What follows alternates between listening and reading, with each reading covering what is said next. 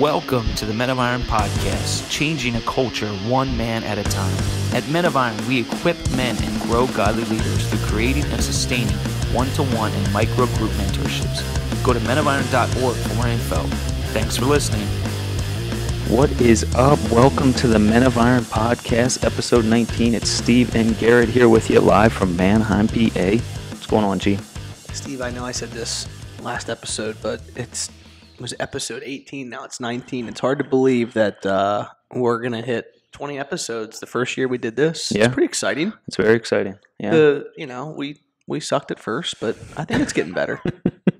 I think we picked it up since episode 1 for sure. Yeah. Even episodes 2, 3, and I mean, there was a lot of learning. There was a big learning curve, but I'm proud of you. Yeah, appreciate it, man. We're getting there. I think year 2 is going to be even better. Oh, yeah. Yeah, man. Absolutely. Episode 19 is brought to you by Black Bear Leather, handcrafted leather goods from wallets to bags, made in Lancaster, PA. Go to blackbearleather.com to shop now. And just a shout out, that's my cousin Mike. So yeah, I've seen some of his work. Yeah. It's pretty impressive. Saw a wallet he had done and like a notebook. Yeah. Cover thing. It's pretty impressive. I'm actually wearing a Black Bear leather belt right now. So wow. Well, make sure you keep that on. We won't take that off yet. This is a G-rated podcast. Yeah, that's right. Well, today's special guest is Joel Keefer. Joel is the newest hire at Men of Iron as VP of Operations. He brings with him 5+ years of business and sales experience. He is a husband and a father, a new dad, I should say. Joel and his wife, Sarah, live in Marietta, PA, and attend LCBC main campus. Welcome to the show, Joel. Thank you. It's good to be here. Man. Joel Keefer. Joel Keefer in the house. So I'm going to get into the whole who is Joel Keefer thing, but I think it's very important to understand, letting our listeners and viewers know that, when we first put this job description out there, we had hired an outside firm to conduct the search and handle the whole process because we felt like there was going to be a lot of folks that applied that we were close with. And, you just kind of want to get an unbiased opinion and an unbiased view of everything. So they did that, and 75 applicants, I believe, they started with, and they did their process where they narrow it down. And we told them from the very get-go, we're like, hey, we're looking for somebody that's probably got some gray hair, right? Like job discrimination right away. But Silver Fox. We're looking for somebody that's got some experience is what we were looking for. And when we said experience, we meant like probably somebody that's got a lot of experience in the business world, probably has kids that's, not in diapers anymore. Right. Probably, been married for 20 plus years. And so anyway, they bring this list back to us, and we had an amazing group of people and men that had applied for the position, and it was very difficult. I mean, we interviewed, and we just didn't feel a peace. And then 2 people that I'm very close with in this process of interviewing people, and they're like, hey, you should reach out to Joel Keefer. And I'm like, I don't know Joel Keefer. And so Joel emails me and says, hey, my friends have told me that I should apply and blah, blah, blah. I'd love to learn more about Men of Iron. And I said, hey, Joel, sorry, I can't meet with you. I'm letting the outside firm kind of handle this, go through the process. And Joel was actually on the list that had been vetted down to the final 8. But you were down toward the bottom, not because of anything other reason than simply just didn't have quite as much experience as some of the other candidates. So I told the company, I said, I want you to interview him anyway, because I keep having these people in my life that tell me that we should be looking at Joel Keefer, and he made your list, so I'm interested to see what you think. And they call me back and they say, you'd be an idiot not to hire this guy. So Joel, you survived the gauntlet, my friend, and we are very, very grateful to have you. And your interview was like no other interview I've been part of. It was very, very good. It was clear that God has called you here and that he had a special plan for you here. And so we're grateful to have you, man. Yeah, it's exciting, Joel. Yeah, just talking to you a little bit yesterday and hearing kind of your side of the story, I'm excited for you to share that again here on the podcast. So yeah, just let us know, let the viewers and listeners know, who is Joel Keefer? It's good to be here and to share a little bit about myself. Joel Keefer. I am a husband and a father to a 5-month-old. It has been an awesome experience becoming a father and kind of walking this journey with my wife and my best friend as we get to experience what this is like. Life becomes a lot less about ourselves. And a lot more about bringing this life into the world and trying to do that well. So that's a majority of my life, I'd say, at this time. Podcast fail. I am so sorry, listeners and viewers. Come on, silence that thing. The worst. Sorry, Joel. It's all right. A little interruption is never a bad thing. But yeah, I love the outdoors. Love spending time with family and friends. I recently got into 2 new hobbies this past year. Picked up golf a little bit more than I had before. And I also picked up archery a little bit more than I had before. And I think it's really nice to take up 2 sports that both take up a lot of time, as well as a lot of skill. So I've also never felt more humbled. Yeah. In 2 new endeavors this year. So good stuff, man. That's good awesome. Stuff. Yeah, G doesn't know too much about golf. No, it's just a prerequisite for you to be hired here. That's all. that was part of that. How did J Dub sneak in that? I don't know. Well, because he had silver hair. That's all. All right, man. You ready for take 5? As ready as I'll ever be. All right, this is 5 questions for Joel Keefer. Take 5. Question number 1. What is the craziest or funniest thing that has ever happened to you?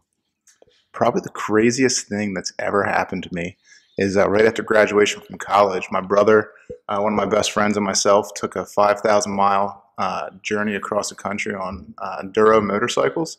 It's called the Trans-American Trail, and it was a great experience. But the craziest thing that happened is we were in Colorado and had ridden all day through the mountains and hadn't covered as much ground as we had hoped to because it was, just some crazy riding. And finally got out to this long stretch of road. It's like 5:30 at this time, and we're just like, turn off all the GoPros. We're like, let's get to town and let's get some food in us. We're exhausted by this point. So we're doing about 65 miles an hour down this long dirt road. You can probably see 5 miles ahead of you, just dead straight. And all of a sudden, this mule deer pops out of the ditch and just starts running straight towards the road right in front of me. And it becomes one of those moments where you start thinking to yourself, do I brake or do I just nail it and try to beat this thing? So my first thought was, if I brake, I'll probably actually just smack this deer right in the middle. But if I really nail the gas, maybe I'll beat it. And turned out that I nailed the gas. And right as I'm approaching this buck, I'm looking him right in the eye about 5 feet in front of me. And then he just leaps. And this sounds like I'm making this up, but this is real. Yeah. And leaps straight over top of me. I duck my head. His hoof hits the back bag on my dirt bike and clears me and lands on the other side and just runs off. We all stopped. As soon as we're able to, we're all retelling the story. It feels like we just relived a movie, but we actually have no GoPro footage to prove this. I was going to say, you just turned it off. This just becomes one of those things where everyone's like, I'm sure that happened. It's the tall tale. Wow. The tall tale of Joel Keefer. That is wild. That's a cool story. Check your drawers after that one, huh? Seriously, man. All right, take 5. Question number 2. What's something not many people know about Joel Keefer? Something not many people know about me. I'll probably go back to the 4th grade that I actually did play violin for 1 full year. Wow. Yeah, it was. You had to practice 15 minutes a day, which I just was not great at. I wanted to be outside doing other things, and actually faked an entire rehearsal. And it came up afterwards, and the teacher said she'd never seen me play better. And I didn't touch my string to the violin one time, so I was that was something not many people know about me. I played violin in 3rd or 4th grade as well for 2 weeks. It was bad. Wow. Yeah, it was bad. Guys, what were you thinking? Both of you. I came up during the demonstration, and she asked me to pluck the strings, and she made it sound really cool. So I was like, this is going to be a great instrument. 1 year. Not so much. I was committed. My parents wouldn't let me quit either, which was the worst. Oh, yeah. Oh, man. Once you start something, you're not stopping. All right, take 5. Question number 3. What is there to do in Marietta, Pennsylvania, down by the river? I get that question a lot. People are always concerned about what I do with my free time. But actually, they just had redone the Marietta River Trail. So we actually have about 5-mile stretch, and I think it's much more than that now. Yeah, it's more than that. Right along the river. So we go down there for walks, hikes, bike rides. And I used to be pretty big into fishing in the Susquehanna River. I'd like to get back into that, but over the past year, I haven't got down there quite as much as I used to. That is Awesome. one of my. There's a spot on that trail. I'm not going to give you guys my exact location, but it's my favorite spot for solitude. So I go out there quite a bit, and for those of you that have never been out there or you don't even know what the heck we're talking about, it is one of the more impressive rail trails that they've done. Oh, yeah. I mean, in all the rail trails I've been at throughout the nation, it's one of the nicer ones. So if you get a chance to go out there, it is nice. All right. Shout out Marietta. And they got McCleary's too. I mean, you got that going for Yeah. you. That used to be the hot spot where my wife and I would get dinner about once a week. Yeah. It's great food. Nice. Take 5, question number 4. What's it like being a new dad? You said Elijah's 5 months old, correct? Correct. Man. So being a new dad is awesome. You realize that, yeah, babies take up a lot of time and attention, and that's awesome. It's one of the neatest things to experience of walking through, and just as different stages of life, they're a little human being, and seeing them develop, I think, is one of the coolest things, and seeing things start to click in their minds of understanding a few different things, and just them recognizing you, I think I can say is one of the most proud moments as a father, of waking them up in the morning and just seeing our faces and like the biggest smile. It's extremely rewarding. Yeah, you're probably right in the middle of that, but when they start, just responding and smiling, man, it's a whole new ball game. Yeah. Take 5. Kids ruin everything sometimes too, though. I'm just kidding. I Yeah, love my daughters. And they tell you your breath stinks, you know? Yeah, exactly. Your breath stinks. Less quiet time, that's for sure. Yeah, exactly. Final take 5 question for you, Joel. What's the best book you read in the last year? Ooh, best book I read in the past year. I mean, I could say the Bible, just because I feel like that'd be the right answer to All say right. here. Don't be that guy. Okay, since I'm not going to be that guy, I'll so I actually read through John Maxwell, The 5 Levels of Leadership, this past year, and as I was working through that, I think it just helped me define a few different areas in my leadership and areas of my life that I can reflect on and need to spend a little bit more time developing. And so that's been a really good book this year. Awesome. Good stuff. He survived, man. He did, man. He's got a little sweat going on over there, but other than that, he's good. Yeah, exactly right. So, Joel, we kind of heard, Garrett's side of the story about just the hiring process for this position as vice president of operations and kind of how that was through his lens. We'd just love to hear your vantage point and kind of what brought you to Men of Iron. Yeah, so I love to tell the story. I think there's a lot of humor in it, but it's also really neat to see how the Lord orchestrated the whole thing.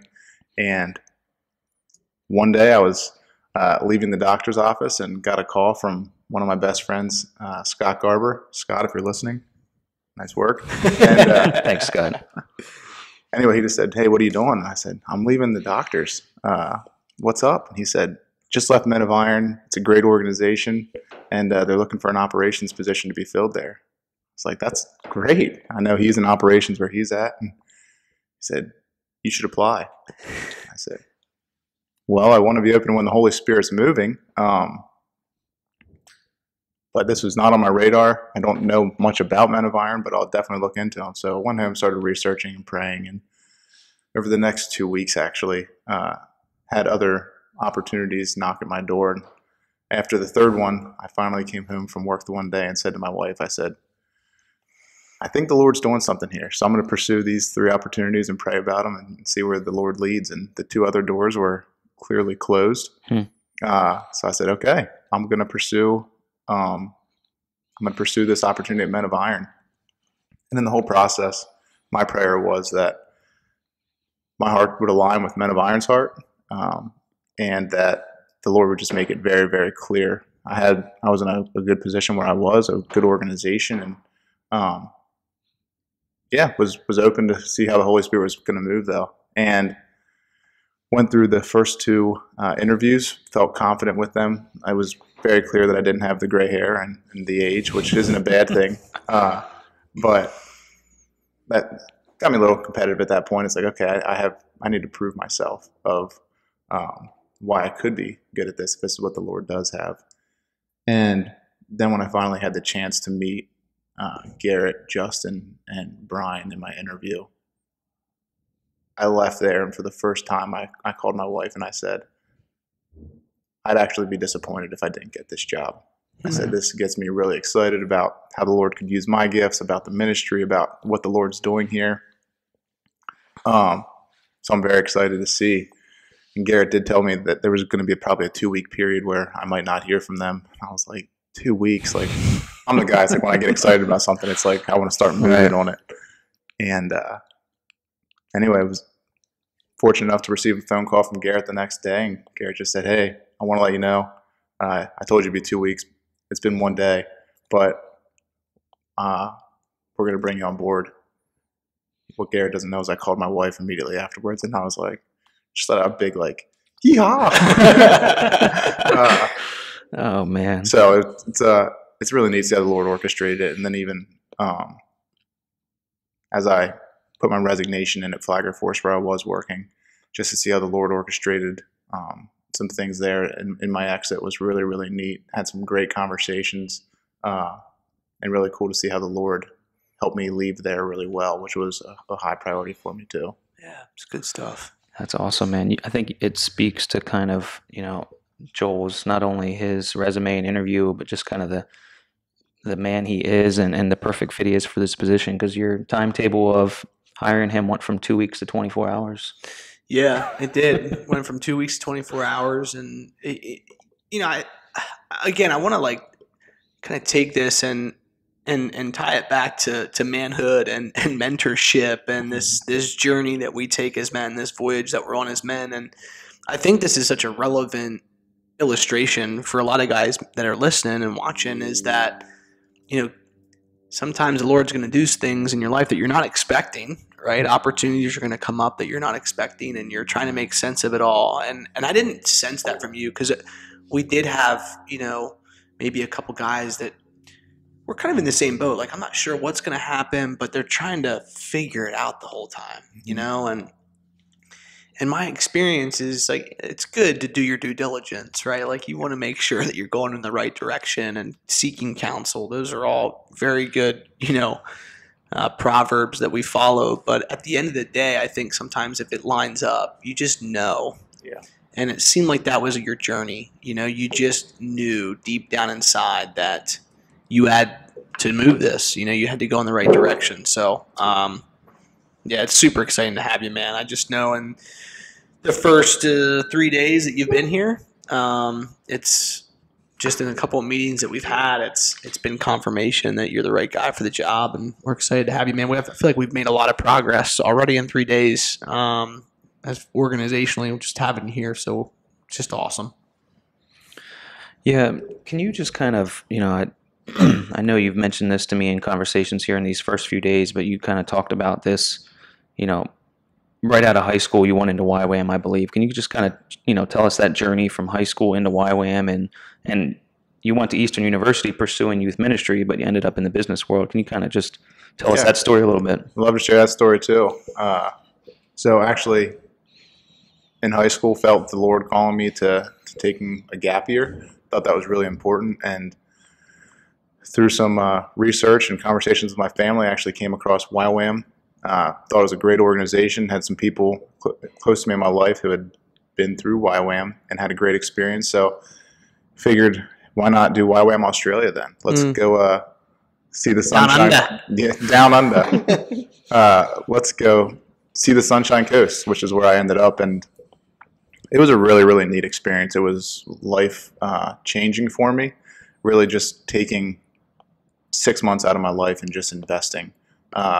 Spending the first 3 months really in the Word with some really, really neat people pouring into my life, and then spending the next 3 in South Africa and Mozambique, serving at orphanages there. And just the differences even between those two countries. The one orphanage in South Africa actually had a lot more funding than the one in Mozambique. We got to spend Christmas and New Year's in Mozambique. And it's interesting spending a holiday away from your family, and especially the first time. And there was 30 kids at the orphanage, and they received 5 gifts for all 30 kids. And the one day, it's actually the day after Christmas, the kids would walk around and one person would wear the sunglasses for about 10, 15 minutes, and then someone else would come and take them off their face and wear them. And there was no fighting. It was, okay, my turn's up. Mm-hmm. And the sunglasses actually broke in half. And I was thinking to myself, oh no, this is one of the 5 gifts they got. And the kids were so excited because then 2 kids could wear the sunglasses Wow. now. And it just made me really rethink a lot of things in life. It was a great time for me to pour into them. And you hear it a lot with mission trips like that, but what I received from that was, I believe, far more. And so that was a really great time, and actually had the unique opportunity. My family came over at the end of my time in YWAM, and we spent 2.5 weeks in an RV driving up and down the coast of Australia. And I know some people think that sounds miserable, being in an RV with your family for 2.5 weeks, but it was a great time. We loved it. Had great conversation, community, got to see some really neat places. And actually, my dad during that time started experiencing some trouble swallowing. And he was a tough guy. He didn't talk much about it. That's just kind of who he was. But we knew something wasn't right, and he would have to get it checked out when we got back. So we enjoyed the rest of the trip. Anyway, got home. My parents said I had 2 weeks to figure out what was next, reacclimate, but then get my butt in gear. So I appreciated that. And at the end of the 2 weeks is actually when my dad was diagnosed with stage 4 esophageal cancer. Wow. And so I ended up getting a part-time job and with my family, helping take care of my dad over the next 10 months when he ultimately passed away. But seeing how somebody can finish their life really well was really, really unique. Unique opportunity. It's something that brings the family really close together. It's something that's very difficult, very painful, but seeing some of the restoration and how the Lord works through that. And just really how fortunate we were during that time to have those moments together and to reflect back on Australia, and just being together for that time was really, really neat. And also just see how the Lord, I believe, placed me in YWAM prior to going through all of that. I think someone a year out of high school walking through that's difficult enough, but really I had a solid foundation for my faith. I grew up in a Christian home, very blessed with that, but being able to kind of find that for myself post high school to then walk through that was really, really neat. So took that next year, continued to work, but then started looking at what the Lord had next for me. I was originally going to go back to YWAM and serve on staff. Didn't feel like that's what I was supposed to do anymore. And then knew that I had a passion for ministry, a calling to ministry. Wasn't sure what that looked like, but I did know that Eastern University had one of the best youth ministry programs in the country. Duffy Robbins, who writes a lot of the curriculum for youth ministry, is actually a professor there. He actually mentored me during my time at Eastern, which was really, really neat. So yeah, it was really cool to see how the Lord even planted me there. I shared in our story yesterday. For me, fortunate enough that some YWAM credits did transfer over, and also realizing going into ministry and being at a private college don't always necessarily line up. So it's also not that cool being a 21-year-old freshman. Everyone thinks you're kind of that weird guy, but ended up being able to graduate in 3 years, which I think was a huge blessing too. So I really only felt like I was now kind of 1 year behind other people that were in that same spot. Anyway, applied for my dream job coming out of college. It was actually in Breckenridge, Colorado, right at the base of the resort. And my wife's always had a discerning heart. And this is right before I was getting engaged to her. And after 3 rounds of interviews, they said they wanted to fly me out.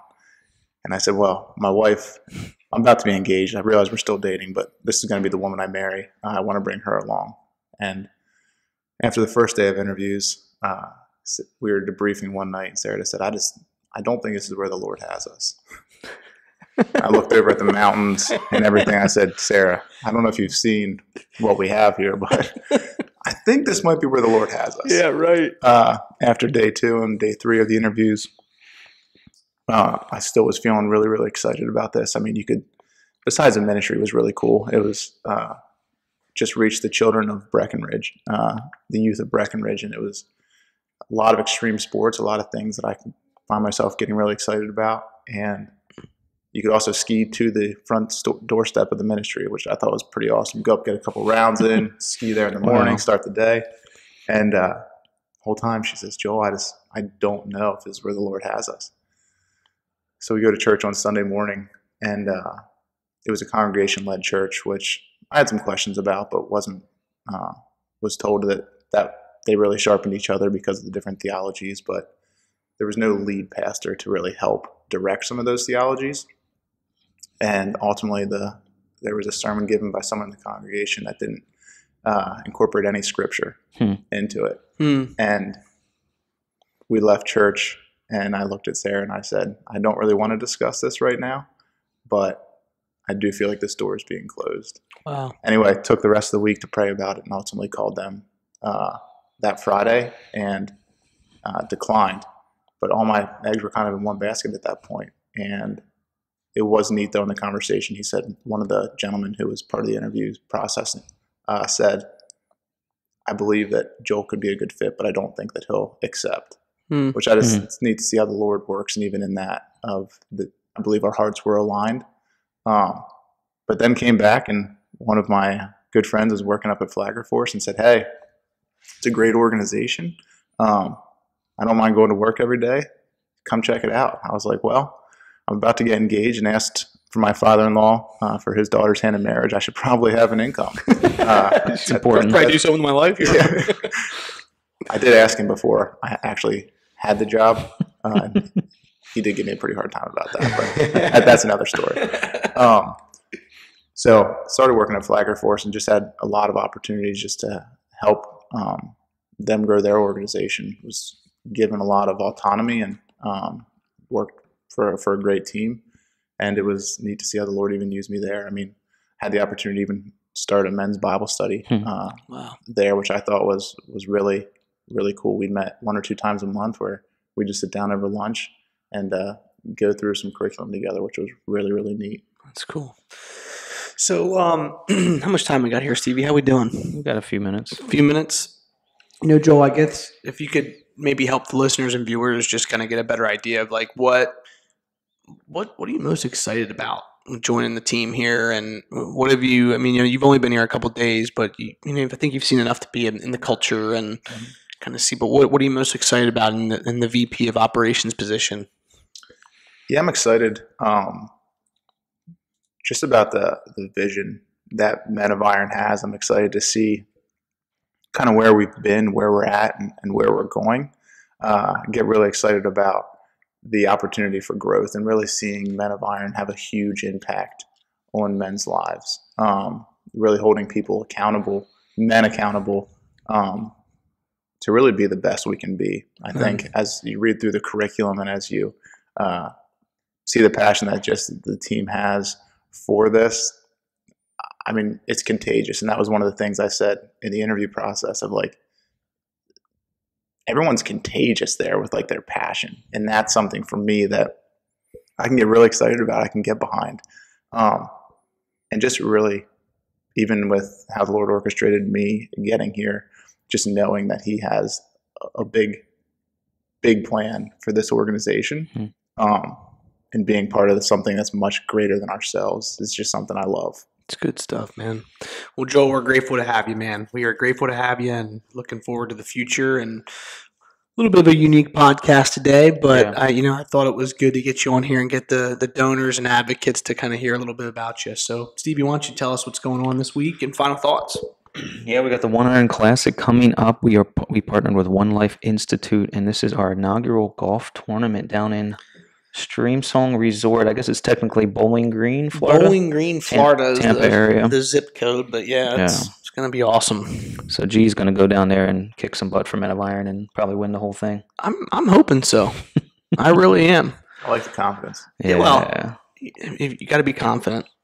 That's what happens when you're a scratch golfer, Well, I have not touched the club in a couple months, so we'll see how it goes. It could be really ugly. It's hard to beat, golf and 70, 80 degree weather in December. So I think you guys will do okay. Yeah, I'm not complaining. Thanks for the invite, right, Joel? Yeah, exactly. What's going on here? Hey, you know what? We got to be better golfers, I guess. Get that handicap down. I'll work on that single next digits. Year. Yeah. Now we got some really bad golfers coming on the trip. Trust me, that has nothing to do with it. Well, thanks for tuning in to the Men of Iron podcast. You can find out more at menofiron.org/MOI podcast. You can subscribe on Apple Podcasts, Google Play, Spotify. You can watch this on Facebook and YouTube. We're out there, man. Stevie, you're just, next thing I know, we're going to be on Oprah. Hey, let's get on there, man. Shout out to Oprah. So, yeah, get on there, leave a 5-star review. Let us know what you think. And that's it. Shout out to our sponsor, Black Bear Leather, episode 19. We are out. Blessings.